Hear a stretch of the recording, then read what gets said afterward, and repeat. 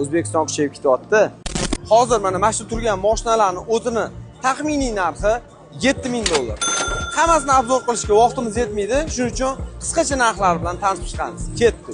Eng qimmat mashinamiz bu Bugatti Chiron Pure Sport. Ko'rishingiz mumkin, polniy kuzov karbondan qilingan, to'q yashil rang.